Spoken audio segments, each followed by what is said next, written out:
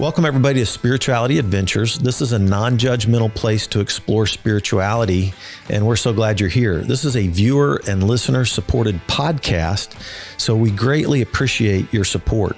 If you're watching on YouTube, be sure and subscribe to my YouTube channel. Be sure and like, share, and subscribe to any of the social media content platforms that you're using. And then if you go to our website, spiritualityadventures.com, you can make a one-time donation, or with a monthly subscription, you'll gain access to our bonus content. We greatly appreciate it. Thank you for tuning in. Welcome, everybody, to Spirituality Adventures. This is a non-judgmental place to explore spirituality. Thanks for joining in today. And we have an awesome guest today. I'm so happy to introduce you, if you don't know him, to Adam Hamilton. Adam is the founding pastor, and do you call yourself senior pastor or lead pastor? Yep. Senior pastor. Senior pastor of Church of the Resurrection in Kansas City, and actually Leawood, Kansas, technically, right? Or at least, actually, you have multiple campuses. So yep, you've got footprints all over the Kansas City, greater Kansas City area. Sure. And Adam, this is, I think, is this the largest Methodist church in America? It is the largest United Methodist Church in the United States. In the United States. He founded this church in 1990. And you were telling me that you're working on your, 30th book right now? Something like that, 31, 32, I think. I'm not just like, way too where do you get all the energy, Adam? That's what I want to know. Yeah. My gosh, crazy. So, but I am so honored to have you as a guest, and I'm honored to call you certainly a colleague, and appreciate that we've tracked together for almost 30 years, almost. Yeah. Really. That's exactly right. Yeah. So, for those who don't know much about you, why don't you just share, where did you grow up? Give us a little snapshot of your growing up years. Sure. And how you came to be a pastor. All right. Well, first of all, I want to say thank you for having me on your program today, Fred. I've appreciated you. You and I have known each other for a number of years, and we ran really parallel tracks. You in the North Kansas City area, and me on the South Side, and really our faith stories are so similar too, in terms of when we met Christ, how we saw the world. When you speak, so many of the things that are going through your brain are the ways that I think as well, and so I appreciate that about you, and appreciate your heart. And so thanks for inviting me to be a part of this. And my blessing. Folks who are listening wouldn't know, but I'd had a chance to go speak at your congregation up in the Northland, and again, just have a great appreciation for who you are. So thank you. Yeah. And go ahead. Well, I was thinking in the 90s, even I had you. I don't know if you remember this, but I did a little conference on Outward Focus Church. Yep. And we had you and Doug Murin and Steve Sjogren and myself speak. That was our lineup. That was a lot of fun. Yeah. That was fun. Anyway, good guys. Fun. Yep. Well, I grew up in Kansas City too.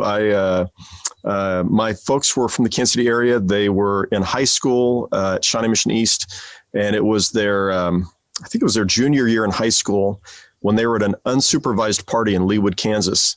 And 9 months later, I was born. So they dropped out of high school to have me, and got married. And my dad was Catholic. My mom was Church of Christ. Got married in the Catholic Church, moved out to Tucson, Arizona. And I was born, I think, 7 months after they got married, or 6-7 months after they got married. And so I spent a little bit of time in Tucson, a couple of years there. Then my folks moved to Wichita. Is that right? Yeah, they moved to Wichita, and then my dad went to work for Boeing, and then they moved to Seattle, Washington, and then finally moved back to Kansas City when I was in first grade. So I would come back regularly to visit my grandparents, but it was in first grade we moved back to Prairie Village, and I lived there until I was in eighth grade. Eighth grade moved. My folks got divorced in seventh grade. Eighth grade to Lenexa, Kansas, out by Shawnee Mission, or actually out by Oak Park Mall, not far from there. And then in ninth grade, my mom and stepdad moved to, way out into the country to an area called Blue Valley. And at the time it was the southern part of Johnson County, and moved out there. And when I had, similar to your story, I think when I was in probably eighth grade, I began experimenting with drugs, drinking, the stuff that a lot of kids were doing at that time. And And so as a freshman in high school, we just moved into this house. There was no sod on the ground yet. And we had a guy came knocking on doors, and he just knocked on our door and invited me to come to church. At that point, I would have told you I was an atheist, and his invitation somehow really, it just stuck with me. This guy, his vocal cords had been removed, and he spoke with what looked like a microphone pressed to his throat. His name was Harold Thorson, and he wasn't a pastor. He was just going door to door, inviting people to the church he went to, a little Pentecostal church. And, my mom came home from work that day and said, did anything happen today? And I said, well, yeah, this funny sounding guy came and invited us to church. And she said, well, do you want to go? And I think precisely because of his disability, it touched my heart that he would actually talk to me, a 14-year-old kid, like I mattered, and he didn't try to share the gospel with me on my doorstep or anything. He just gave me a business card and invited me to come to church. But though I didn't believe in God, I thought, I guess so. Let's go to church. So we went to church that Sunday. I'd never been to a Pentecostal church before, been to Catholic churches. We went to a Methodist church for about 3 years when I was in, or maybe 4 when I was in junior or middle school. Elementary school. And so we went to this Pentecostal church, and it quite honestly, it freaked me out. It was like, what is this? There was the hand raising, tongue speaking, fiery preaching. It was very different from anything I'd ever known before. But there were 3 really cute girls on the front row of the church. And I thought, well, I don't believe in God, but I believe in girls. That's right. So I started going back to church, and I married one of those girls 4 years later, and we've been married now. That's so crazy. Years last week. So that's, wow. And so I graduated from high school, Blue Valley High School out in the Southland, and my kids graduated from there years later, and became a Christian out there at this little Pentecostal church. Became a Christian through reading my Bible, and just started reading the beginning. Started in page 1 because I'd never read it before, and somewhere along the way began to think maybe there is a God, and maybe God is something like this, and got to the Gospel of Luke, and I don't know if I would have used these words, but I sort of fell in love with Jesus in the Gospel of Luke when, it's the gospel of the nobodies, where Jesus cares about the marginalized and the pushed down and the people made to feel like they don't matter. And I was one of those kids who felt a little that way. And I got to the end of that gospel and said, Jesus, I want to follow you. That's awesome.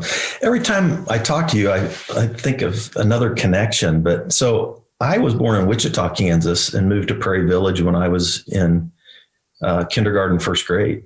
No kidding. So I went to kindergarten at Bellender, and I went to first, and then moved and went to first grade. We lived on 70th Street between Tomahawk and Rowe, and I went to Prairie Elementary School, first, second, third, fourth, fifth grade. Yeah, I was there too. I'm 2 years older than you, I think. Okay. Yeah. So I was there at the same time. I was Somerset Elementary School. My parents rented a house, and they bought one at 68th and Delmar. And so, I went to Prairie Elementary School. So we were at Prairie together. We were. That's crazy. That is totally crazy. And then, the other thing we found out was that my former wife and I were married on June 5th, 1982. Yeah, this is really bizarre. You and I both married June 5th, 1982.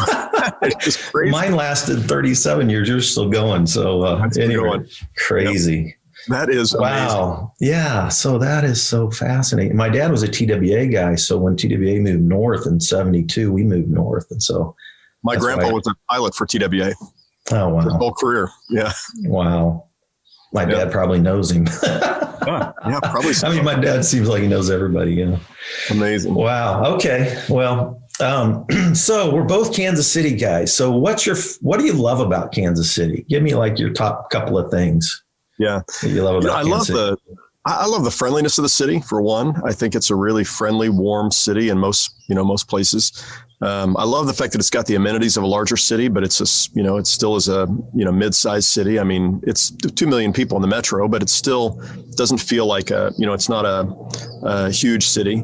And, but mostly it's the people, I think. I really love the people in Kansas City, and we've, it's home. So I've had multiple chances to go serve in other places and other cities. I went to seminary down in Dallas at Southern Methodist University, and had an opportunity and lots of opportunities, but I just really love the city. I love Kansas City. I don't know, it just kind of gets in your system, I think. I know people who grew up there and don't love it, but to me, I love the people. I love the city. Yeah. That Midwestern ethos is a real thing, and very, very hospitable, down to earth, kind of, yeah, good stuff. So what's the craziest thing you ever did in Kansas City that you can talk about? Yeah, that's a great question. I don't know. I can't really think of too many crazy. I haven't lived a crazy enough life. I don't think. I think back when I was a kid in high school and doing stupid stuff when I shouldn't have had a driver's license. Back then, you could get a restricted driver's license at 14, and I got my first car, a VW Bug, at 14, and I did some really stupid stuff driving that car in ways that should never have been driven, and I'm very glad I didn't die in the midst of it. Sure. But other than that, how about you? What's the craziest thing you did in Kansas City? That I can talk about. No, some of my teenage, I started smoking pot in 8th grade up in park with the basketball team. I can't speak for all the basketball, but a lot of my basketball buddies. And man, we did crazy stuff. That was a couple of years of crazy, and then I gave my life to Jesus when I was, like 16. So felt called to be a pastor when I was 16. So, but yeah, I had one crazy phase. I had one crazy phase, called it a prodigal phase. And then, here all these years later, I had a second crazy phase, Adam. That's why I'm not. So we won't talk about that crazy. I have actually talked about that publicly, but I don't want to go there now. At any rate, those are about that too. Yeah. Those are some of my crazy things. Yep. What's your favorite part of Kansas City's history? That's a big question, but if you just had to nail maybe one or two things. Well, I'll connect Kansas City's history with Methodism for a second.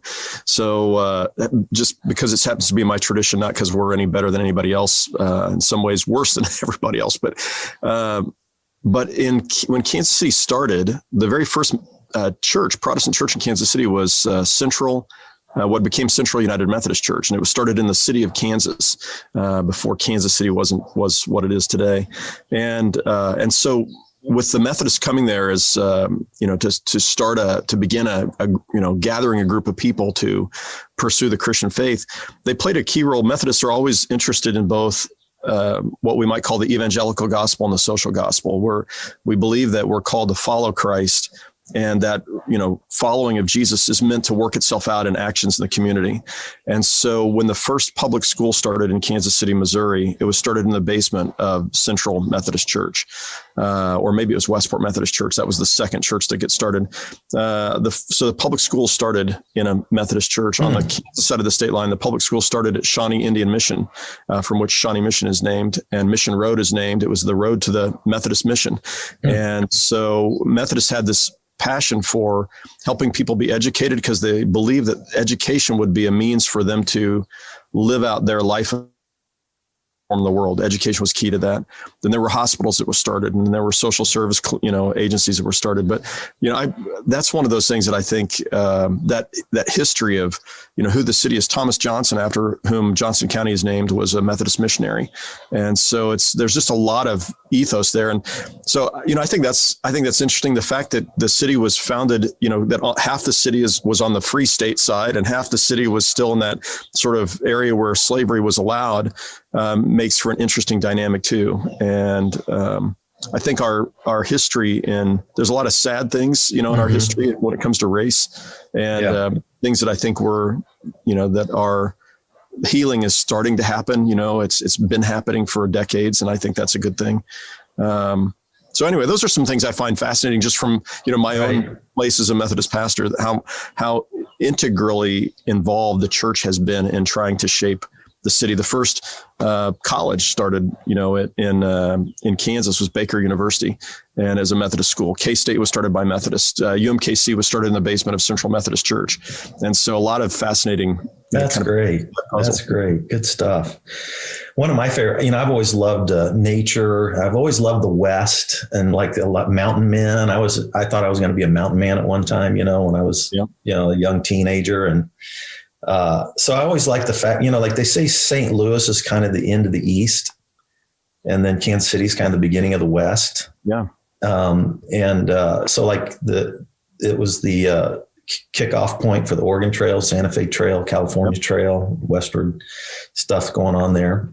Fun stuff. What about? Wait, hold on a second. I want to say just a word about that, because there's places where you can still. Some people in Kansas City don't realize you can still see the trails from those. Have you seen those? Yes. Out by Baker University near Baldwin City, there's a park out there where you can, if you get there at the right time of year where the grasses are mowed down, you can still see those ruts. And I do think that's just fascinating. And when we designed, so our sanctuary at the Leawood campus, which, is this, huge thing that some say looks like a spaceship, but when we, not by design, that wasn't the intention, but when we oriented it to the west, and part of that was to recognize this idea of the Methodists when they came here were like taking the gospel to the west is part of what they were doing. They were also, along with a lot of other Christians from the Northeast, trying to claim Kansas as a free state. So there were a lot of people, and I think this is really fascinating, that people relocated from Massachusetts and New York and Pennsylvania to Kansas, the prairie, solely based on their belief that God was calling them to do that so that they could claim Kansas as a free state so the slaves wouldn't be held there. I mean, I just think what a mission that these people had. Their sense of the gospel was so much broader than just go tell other people about Jesus. It was, we're supposed to make a difference. And if we can by moving, uprooting our family and taking a wagon to Kansas, we can help that be a safe territory where people are free. Yeah. Then we're going to do that. I just think that's a pretty, that's an interesting part of our history. It's beautiful. It's beautiful. Yeah. And one of the things I was going to ask you is, like, if there's something you could change, what would it be? And I'm almost guess it's probably along some of those lines, because we still have such huge divisions, and we really do. Even in the district, the neighborhoods and, the poverty areas, all that kind of stuff. Kansas City, a few years ago, Kansas City was the 13th most racially segregated major American city. Yeah. And it may even be more than that, higher up that list now, 10th or something. And that's something, since we started the church, one of the things we talked about is how do we break down the racial barriers in our city, and how do we build bridges? And, we've made fits and starts, at trying to do that. We have I'm proud of some of the things we've done, but you still find that those walls are really hard to bring down. Yeah. Truce is a pretty strong dividing line. And, and my dream and hope would be, somebody asked me this same kind of question a few years ago, and I said, I'd love to know when I die that Kansas City Kansas City was racially, integrated in terms of its neighborhoods, its communities, its, economics in every way, that our city looked more like the kingdom of God than it does today. And that's one key area. I'm with you. And I've had that same heart and passion. I even now, since I'm not pastoring, I attend the largest African-American church in Kansas City, Missouri right now. And it's just been intentionally, just to still keep that going, and still keep the networking going that I have in the urban core. Yep. Yeah.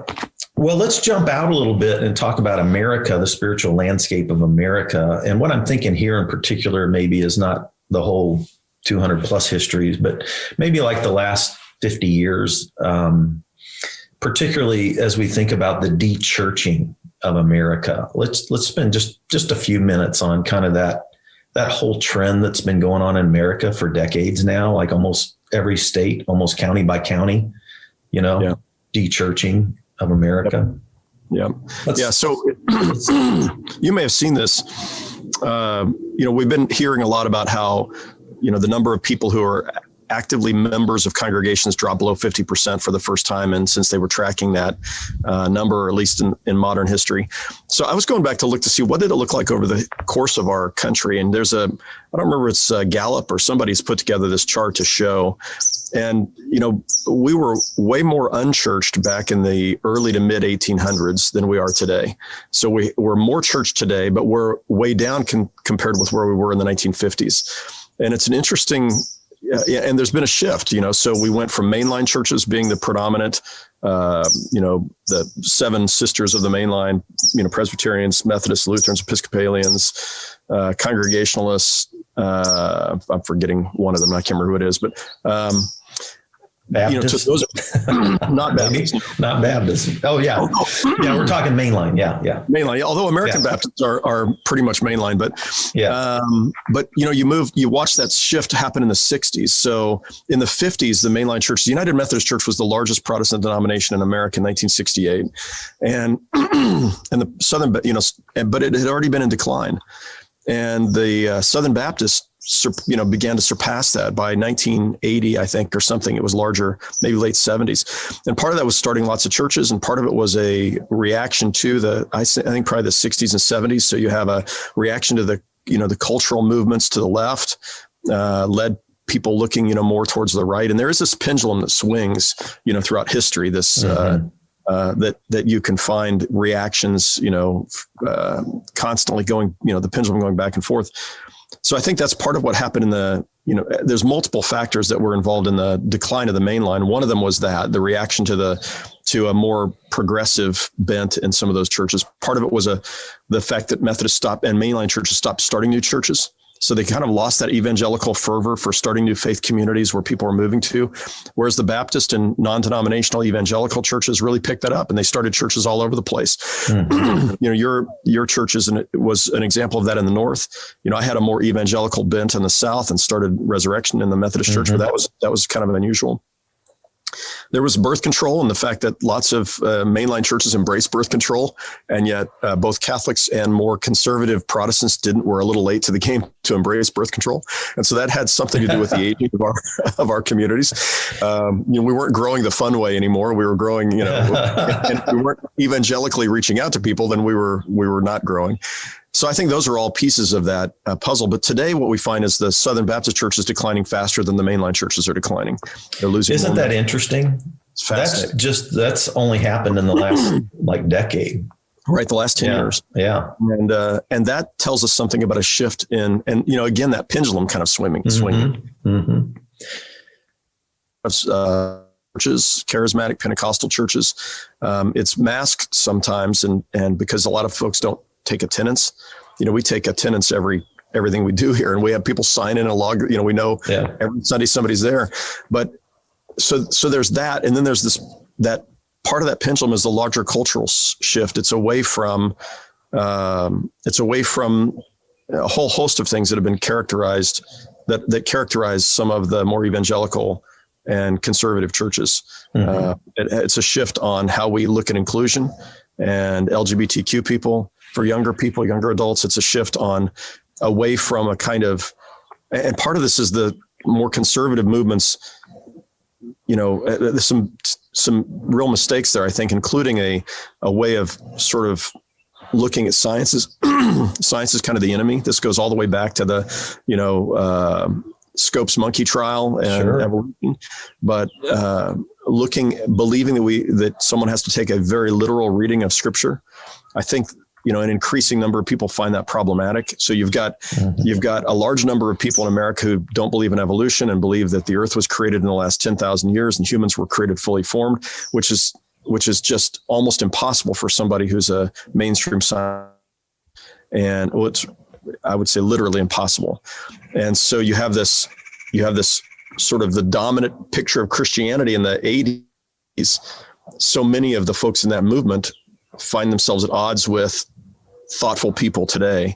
Mm-hmm. And then there's a lot of other questions. We live in a world where we're meeting people who are of different religions. We have school teachers who are doctors or Hindus or Buddhists or Muslims, and the world has gotten so much smaller, and it becomes harder to imagine being in a church where you're going to talk about my neighbor as somebody who's going to burn in hell for all eternity. And so there's just a whole lot of those kind of things that have led to a shift away from those more conservative evangelical churches. Mm-hmm. There's still a lot of vibrant churches like that, mm-hmm. but there's been a shift away, and the churches that could be perfectly poised to reach those people are mainline churches. It's just that they've kind of forgotten how to do it. You go to a lot of churches and the worship may not be very dynamic. The preaching may not be great. The churches, you go in and you feel like everybody in there is much older, and it's, if you're in your 20s or 30s, you may not feel like that's a place for you either. So it's a challenge. There's a need for a new kind of church. And as Brian McLaren talked about a new kind of Christianity. Mm-hmm. Yeah. I might refer people to our conversation that we had on Timmy Gibson's show a couple of weeks ago. People might be listening now and miss that. But there's one of Adam's friends, my friend now, is a guy named Timmy Gibson. He has a podcast called Timmy Gibson Show. And we spoke about the Bible and some of these issues on that podcast. And yeah, I agree with you. And, the rise of the mega church while the main line was declining, and that, the mega churches have gotten so much attention. You and I pastored a mega church. I started with 5 people, and I grew really slowly, I wouldn't have hit mega church until sometime after 9/11, and I started in 1990. Right. But we just kept growing and growing every year. And, soon enough, there's this, so the mega church is kind of phenomenal, and they get a lot of attention. A lot of them are evangelical, right? But they've also come under a heavy critique, and they have their own unique challenges. They have their, there's some big ups, and there's some challenges as well with the whole megachurch world. And people don't realize that the megachurches are only a fraction of the churches in America. When you just look at, say, if there's like 350,000 churches in America, I don't know how many there are, but somewhere in there, it's less than 1%. It's like 1%. Yeah, I don't remember how many churches there are of that size. I think it's a little over 2,000. It's less than, I think it's less than 1% of the churches are actually mega churches. Churches also are not monolithic. I mean, you have mega churches that are all over the map. You've got churches that are prosperity gospel churches, a lot of them that are out there that are, their theology is, very different from, say, the mega church you led, or, Church of the Resurrection. And I don't even like the term mega church because there's so many connotations that go with that. And I think the same was probably true with you. We didn't start off to go, let's go build a mega church. Right. I'd never even been to a mega church. The biggest church I'd ever been to had 300 people a Sunday in worship. And so, where I started was, I want to do the best job we can of welcoming people. I want to welcome that people are welcomed here and that they feel loved, and that here they're finding a faith that's vital. And then I want to turn them inside out so they're going to go serve God in the community and help transform our city so it looks like the kingdom of God Jesus talked about. But one of the things we said was, we're not going to turn people away. We're going to do whatever it takes to welcome people. And so when we had one worship service in the little funeral home chapel that we started in, and it was all of a sudden there was no more room, we said, we're going to start a second service. And I remember our people like, well, we can't. Jesus didn't call us to build the Christian version of Cheers where everybody knows your name. He called us to welcome people and to love people. So, we kept trying to, we do whatever it took. So we went from 2 services to 3 to 4 to 5. And, we told people, don't invite your friends who go to church somewhere else, because this church isn't for them. Have them stay at their churches. Not that we wouldn't welcome them, but we're a church to try to reach thinking people who don't go to church somewhere else. And so, and we outgrew one building, we built another one and another one. But the goal was, we're never going to turn people away. We're not going to say, well, we're just going to stay this small and then hope, nobody else comes. But we're going to do whatever it takes to welcome people. And we're going to try relentlessly to help, people who maybe aren't involved in church to go, you can be a smart person and you can have integrity and you can be a part of a church. And part of what we said is, when you get to a certain size, there's pluses and negatives for every size church. There's some beautiful things about being in a small church, and there's some great things about being in a big church. You can do things that no other church can do. You can offer unique programs. You can do things to reach unique segments, whether it's special needs children or whether it's serving with support groups for, almost anything that you can imagine, or, and when you look at, a small church, you might think, in a lot of Methodist churches, about 90% of the budget goes to pay the pastor's salary. And at Resurrection, a tiny, tiny fraction pays the pastor's salary. It's all, we're giving away millions of dollars every year and serving, the community. And so there's a lot of stuff you can do when you've got larger numbers that you can't do when you're small. And I don't know how you felt, but when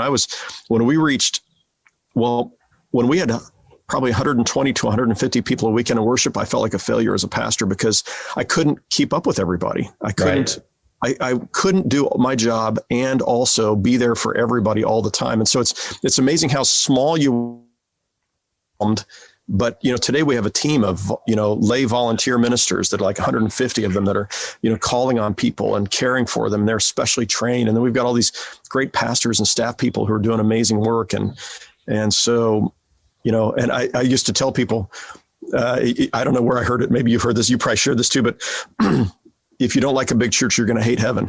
It's going to have a ton of people there. Jesus is feeding the thousands, when he's teaching and multiplying the fish and the loaves. And so there's a way to do large church well, and there's a way to do it that lacks integrity. And so our hope, your hope and my hope was to try to do it well. And at the same time, every church has its shortcomings. There are places where people get hurt in churches. There are places where churches miss the mark, and that's true whether you're a church of 12 a Sunday or, you're a church of 12,000 a Sunday. Yeah. Yeah, it's interesting. When I hit about 200, I went through that thing where I felt so guilty all the time because I felt I'm disappointing more people than I'm helping. And it was kind of like a bit of a crisis for me. And I had to kind of make some shifts there in terms of, not being direct care, but empowering people to, like you're talking about, empowering more people to care and be shepherds and ministers and all that kind of stuff. Yeah, agreed. Yeah. So it's interesting. So Kansas City, is such an interesting place. Like you gave some of the Methodist history, and I don't really want to dive into any of this, but you've got, I think the headquarters of Unity is here in Kansas City. RLDS's headquarters are here. Yep. Or in Independence, part of the greater Kansas City area. Yeah, now they're called Community of Christ. Community of Christ, right. Yep. Yeah, and I think Joseph Smith prophesied that Jesus was going to come back at Independence. Right. Yeah, right. The Muslims think it's going to be Jerusalem where Jesus comes back. Right. But Joseph Smith said Independence. Yeah. Who'd have thunk? Exactly. Right. Yeah. So we're close, I'm in Kansas City North. You're down in Leawood, right? No, you're out at the lake anyway. So you're at the lake right now. Yeah, you're going to miss it. All right. So anyway, no, but it's an interesting city.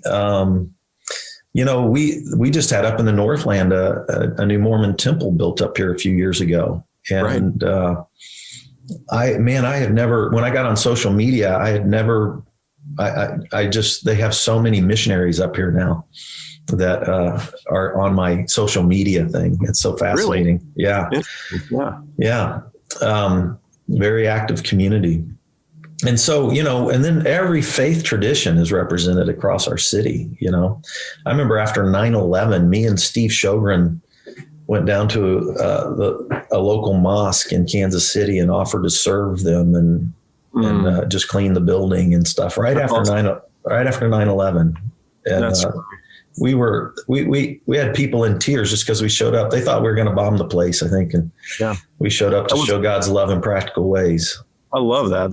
That is such a beautiful sign of, and I didn't think to do that after 9/11. I wished I had. I did reach out to some of the Muslim community, but we've tried the same thing to try to have a relationship where our Muslim friends knew that, we were in their corner, that if somebody harassed them, if they're, several years ago, there was a mosque in the southern part of the city that somebody sprayed spray paint on their, on their sign or something. And, I showed up there for their Friday prayers and just said, hey, I just want you to know, I'm your neighbor and we're your neighbors. And Jesus told us to love our neighbors and we love you. And, that kind of thing. I wish there was more people doing that. I love that you guys did that right after 9/11. That was a hard time to. Yeah, it was. Yeah, it was funny. Steve was tired, worn out. And I said, what do you want to do? You've got about, a few hours to take a break.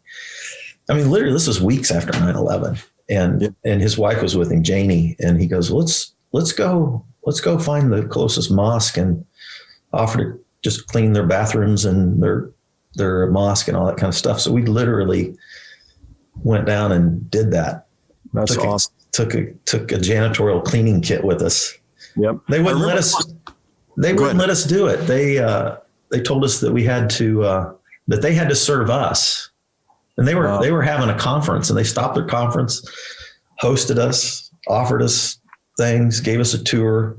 Wow. And afterwards, the guy, they're in tears. Like they said, the Quran says that Christians have a kind place in their heart. And we've seen that today. And there were just people in tears. It was just That's awesome. Beautiful thing. That's one of the things Steve Sjogren I appreciated about his approach to ministry. That was his thing, was going out and cleaning toilets and stuff and walls and whatever, wasn't it? He still is. Yeah. That's really? He's still doing it. Some of your listeners may not know who that is, but he was the founding pastor of, was it Cincinnati Vineyard? Yes. Yeah, Cincinnati Vineyard. And really, I had gone up to visit his church in 1998 when I was on a sabbatical leave, and it was one of the largest churches in the country at the time. And I'd read his book, one of his books, I can't remember what it was called, Friendship Evangelism maybe, or something like that. Conspiracy of Kindness, I bet. That's it. Conspiracy of Kindness, yeah. Yeah, and it's such a great book and just such a great picture of, if Christians actually live that way, it would just fundamentally change our country if Christians were practicing that conspiracy of kindness, and not from any motive other than just to be kind. Right. We're this isn't to win you to Jesus. This is to just live what Jesus taught us to live. And we've been we're working right now on a campaign at Church of the Resurrection that we want to give away to other churches. And actually, I'm working with our team plus the presiding bishop of the Episcopal Church, Michael Curry, and Jack Danforth, former ambassador to the UN, Episcopal priest, and also Matt Malone, he's the editor-in-chief and publisher of America Magazine. He's a Jesuit priest. And so we've been working together on how do we mobilize the church to actually pursue kindness, especially in the light of our political polarization. Right. Maybe the church has a unique role to play in trying to bring people together. And so we're looking at, this last year we did this campaign called Love Your Neighbor, which was just a resurrection campaign, but we're going to be that was in 2019 and 2020. But in 2022, as the elections are heating up again, we're going to be having sort of Love Your Neighbor 2.0, which will be focused on kindness, because kindness is what love looks like lived out. I love that. Yeah. Yeah. Well, let me know if I can help in any way. I love that's been my heart from day one. Steve and I became friends. John Wimber asked us to be on a national evangelism committee together and way back in the early 90s. And we bonded around this kind of stuff. And we're still in contact. He's been with me through these dark days that I've gone through. So that's awesome. Love Steve. Well, hey, so it's interesting. When I started the church in 1990, and you were starting your church, we were both focused on wanting to reach people who were outside the church, irreligious, nominally religious people. And that was my heart. That was your heart. I remember when I came to Kansas City, and I was trying to figure out, I moved back to Kansas. So when I graduated from high school, I lived in Texas for 8 years and I lived in Virginia for 3 years. And I moved back, started Vineyard in 1990. I was looking for all the churches. I was looking for some mentors. So I literally did research on a bunch of the churches that were Protestant churches across denominational lines that had a pastor who had been there, let's say, I can't remember, the 15 or 20 years maybe, whose churches had been, reaching people for Christ, who had a relatively stable staff and who had just a good solid growth record, right? So if you put those statistics into, and you start trying to find churches that have the same senior pastor for 15 or 20 years, who's been growing and, dynamically reaching their community, it really gets to be a small number of churches. I mean, and you think of, I don't know how many thousands of churches there are in Kansas City. Yep. But when you start applying those little factors to the churches, it ended up being a pretty small stack of people. Yep. And I remember I called every one of those pastors, asking if they would meet with me to see if any of them would just be mentors to me. Right. And so I remember like Ted Nissen at Colonial Press. Sure. And that was kind of an easy one because my mother-in-law had set him up with Linda Nissen. And this was one of my mother-in-law's best friends, and she set him up.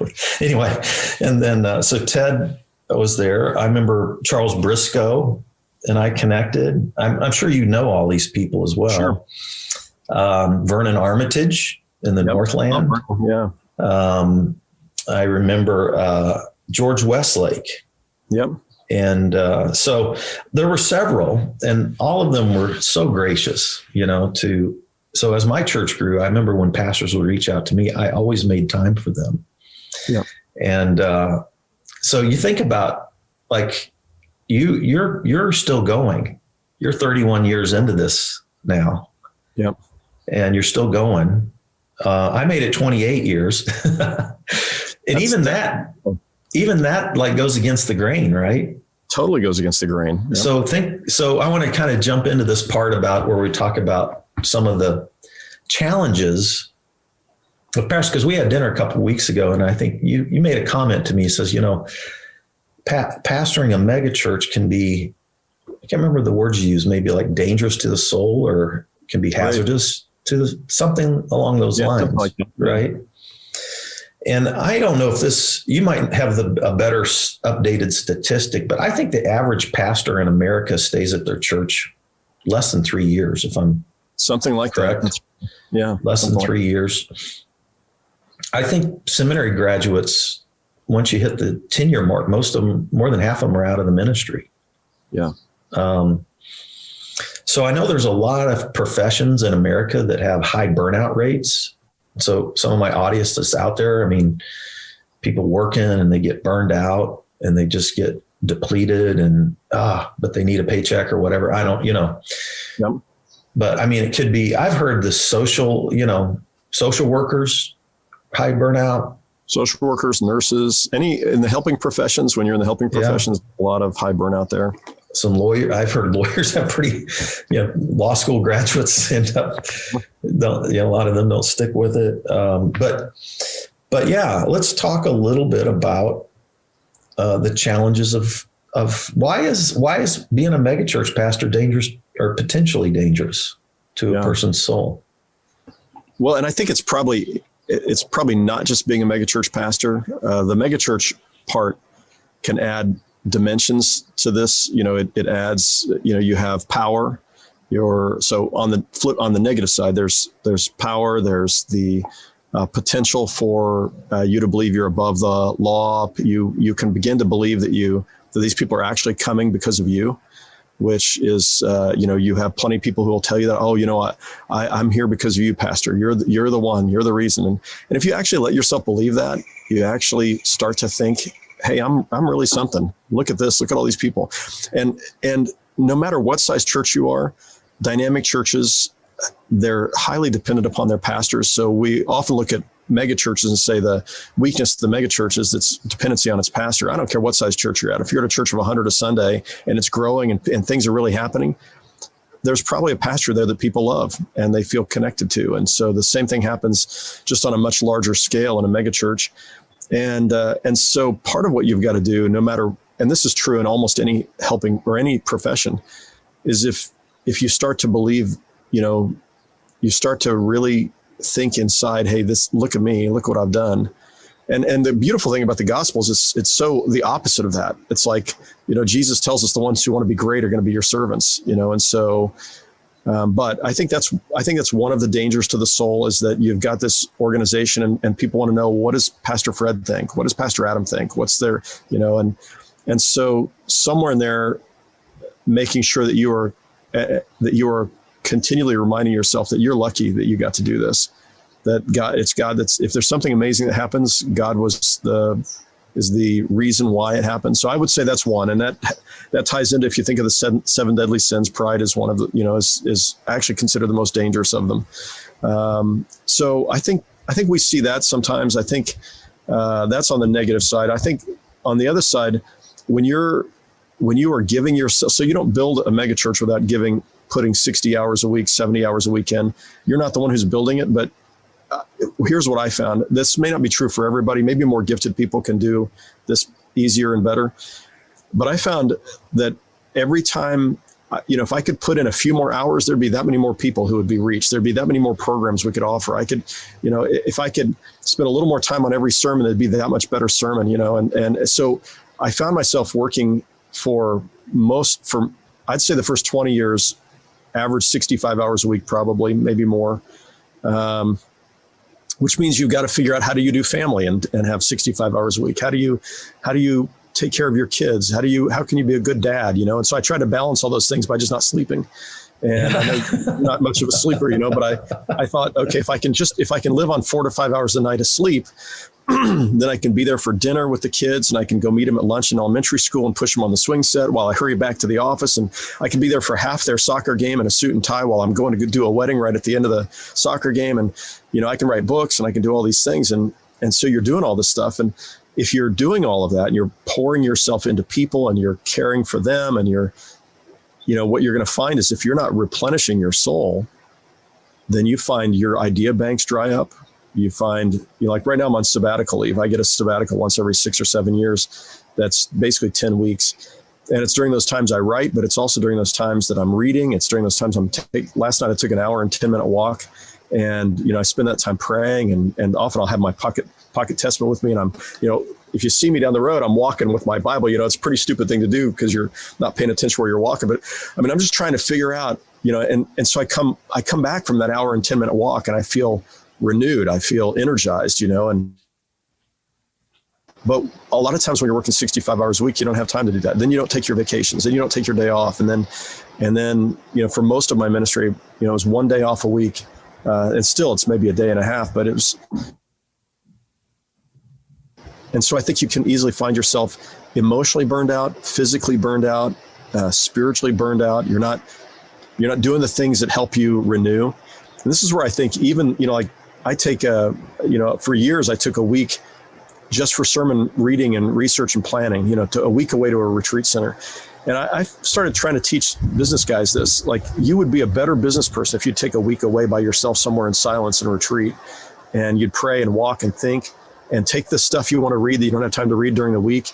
And you'd come back with dreams again, because I think we run out of dreams. Every sabbatical leave, I leave and I come back with my idea banks renewed and recharged, and my soul, renewed. And so I think all of those are factors in it. And then I think, I'm sorry to be doing all this talking, I'm going to shut up and let you respond. But I think also, the line of work we're in, there's no shortage of critics.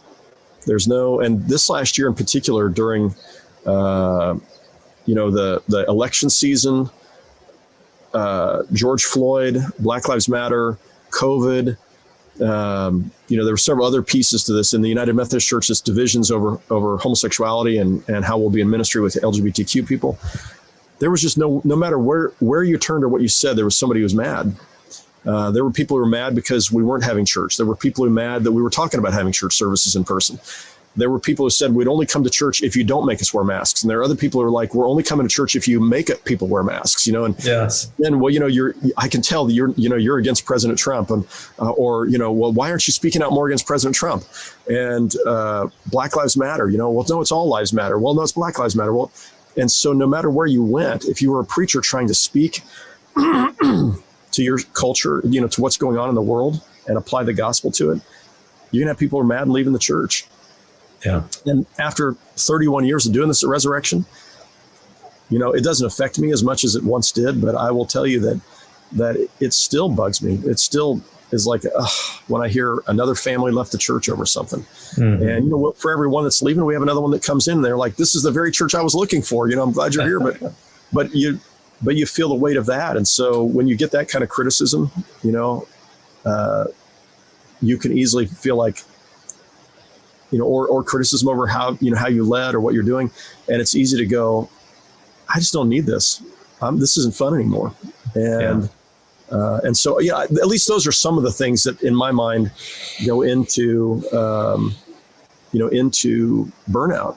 Yeah. I think it's true in any size church and any pastor. This last year in the United Methodist Church, I think I heard this for the Southern Baptists too, that there were more pastors chose to leave the ministry and or quit at in the last year as a percentage than maybe any year that people have been monitoring this because of the amount of conflict in our society and what that felt like. Because pastors are people who, they want to be liked. They're people, like, some, and half the pastors are introverts. Yeah. So people are surprised by that pastors are introverts, but they are drawn to the spiritual life, the interior life. And yet at the same time, they're in a people job and they want to be liked. And you tend to hear from the people who are unhappy and you don't hear from the people who are happy. And so, right. So I think all of those play some role in. Yeah, definitely. And I pulled up my journal from the early 2016. This was before I had my crisis and went to rehab and got out of ministry and all that. But I was writing down, so I was trying to deal with all this stuff. I wrote down all the issues I was struggling with, and I was going to a counselor, working on those. But it's like, I'm more of an introvert than an extrovert, even though I can do both, right? I can do both really easy, but I do get a lot of the anxiety when I'm getting ready to speak in front of a large crowd. People can't tell it. As soon as I start speaking, I feel like God takes over or something like that. But the guilt component, I don't know if guilt's the right word, but managing people's expectations. Yep. I always feel like you're disappointing people. The rejection that comes from what you were talking about. I always told people, if you have several thousand people that are coming, it just means that like 20 or 30,000 people left. It's like way more people leave than stay, right? And so the rejection factor is massive. Think about how many people have left Church of the Resurrection or left my, it's thousands. You all, put people together and work together. You always have conflict to manage, crucial conversations to have, all of that stuff. Yep. Money is always, talking about money, raising money, those things. Capital campaign, workload. And then you're supposed to have this model marriage, model family, model kids. Yep. Yeah. And so, and then I was an insomniac. Like I wasn't even sleeping 4 or 5 hours a night. Yep. I was sleeping 2 or 3. So, but I say all that, and, my marriage was, not on good, solid ground really ever. And so you throw all of that together, and the guys that make it 10 years, 20 years, 30 years are actually the exception, Yeah. And so I'm praying for you and cheering you on. I want you to know that. And I've greatly appreciated your leadership and the way you've served our city. It's beautiful, and I love it, and I appreciate it. So, what would you say to people out there who are listening to that and like they're going, I'm not a pastor, but I can relate to some of these burnout factors, especially after COVID and all the things you just reeled off in the last 2020 and into 2021. I think there's a lot of people who are going to be, are and will be struggling. Speak to the people and give them some practical ways to deal with this, and kind of close us out maybe with some good thoughts that way. I will. But first of all, I want to say to you, Fred, I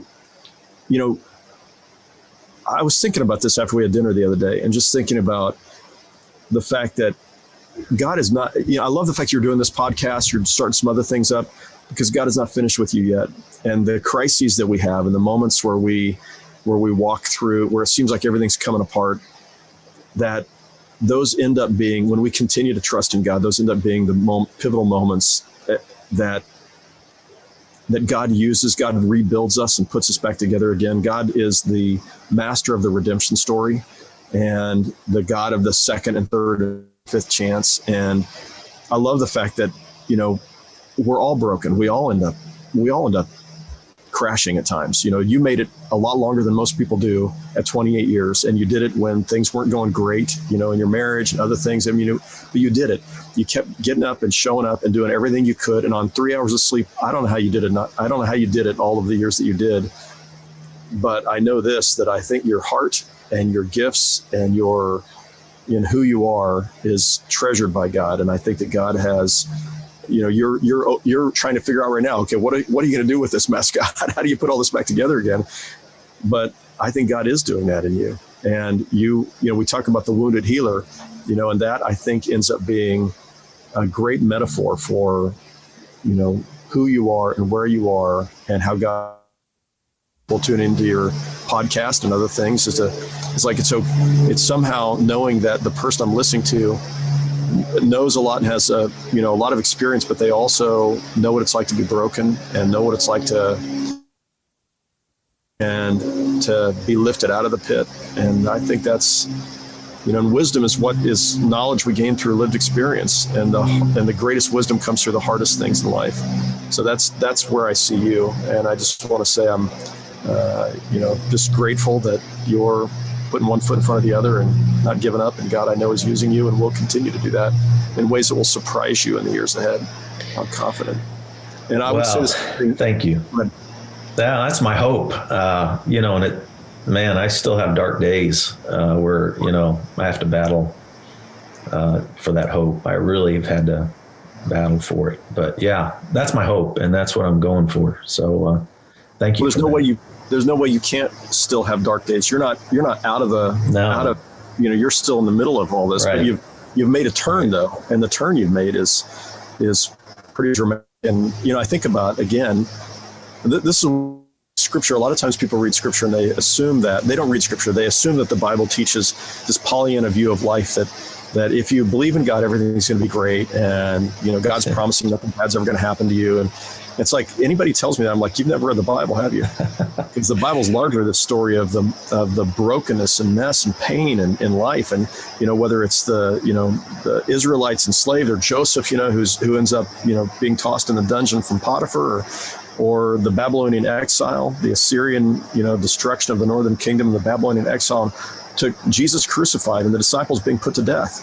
I mean, it is not the story of how everything is great. It's the story of, Lamentations, where the writer is looking at the smoldering ruins of Jerusalem and saying, my soul is like wormwood and gall. But this I know, and therefore I have hope. The steadfast love of the Lord never fails. Right. His mercy never comes to an end. It's new every morning. I mean, I'm choosing to believe that, even though I don't feel that right now, which is what faith is.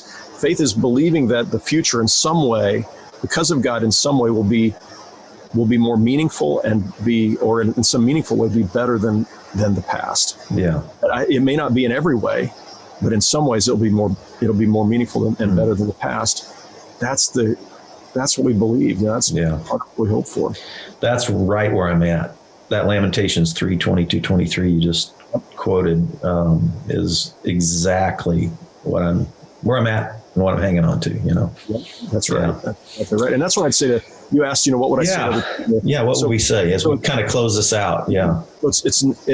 This has been a hard year, and there's going to be a lot of PTSD in response to this. And, we're emerging from some things. So there's excitement, like at New Beginnings. And at the same time, there are people still unemployed and people's businesses that have been lost and people who are burned out and worn out, especially in the helping professions. And that's not over with. The other day, I talked to a counselor who said that the therapists she knows are all way more busy than they've ever been, that there are more people coming to therapy now than during COVID, as people are trying to put their lives back together again.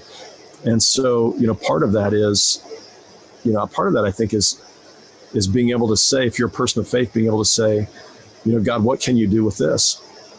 What can you and will you do with this? And I'm going to continue to trust that you're with me. I'm going to continue to trust that you have the capacity, that in your providence, you have the capacity to take the challenges and the hard things in life and to force something good to come from them. I love how Dr. King talked about, God's capacity to bend or wring from evil something good. And that this is how God works in our lives and in our world. And, we quote it as a sort of, it's almost trite and cliche, but, the idea in Romans 8:28 of, in all things God works together. Not that God causes all things, but in all things God works together for good for those who love him and are called according to his purpose. For those who are trusting him, he has the capacity to bring good from suffering. And if you look back on your life, and every one of us, if we look back on our lives, the most painful and hard things in my life are all the things that shaped me in ways that I'm grateful for today, but I couldn't see it at the time. All I could see was the pain. And I think we have to trust that God is working in you. God didn't cause this, but whatever it is this is an opportunity for God to work and to bring beauty from ashes. I mean, this again goes back to Isaiah.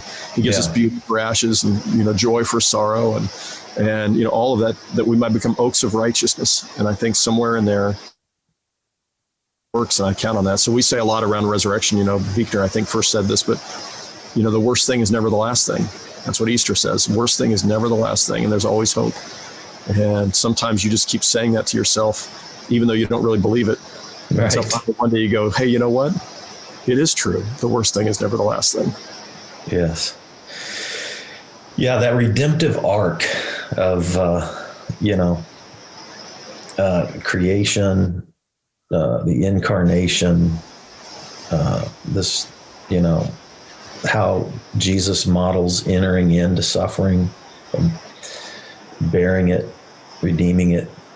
That's my hope. That's what I'm clinging to. So that's a great model. Yeah. You think about the fact that the single most, the thing that most shaped was the darkest moment of Jesus' life. Yeah. That she prayed that would take away from him. Mm-hmm. Crucified, and it's on a cross that the world is going to be changed, through his experience of the crucifixion and the resurrection. Yeah. Right? That there's a resurrection after the crucifixion. Yeah. And I know that's true for you, Brad, and for many others, for all of us. Yeah. Well, Adam, thank you so much for joining us on our podcast, Spirituality Adventures. Thanks, everybody, for tuning in. Appreciate it. Thank you so much for having me. I again appreciate you so much and look forward to listening to future episodes of this podcast. Thank you. Thank you. Well, I'll see you next time. Thanks for tuning in today, and God bless you today. All right. This concludes today's episode. Thanks for tuning in and listening. Remember, if you're watching on YouTube, subscribe to my YouTube channel. Remember to like, share, or subscribe to the social media platform that you're using. And then go to our website, spiritualityadventures.com, and make a one-time donation, or you can subscribe monthly and receive our special bonus content. Thanks so much.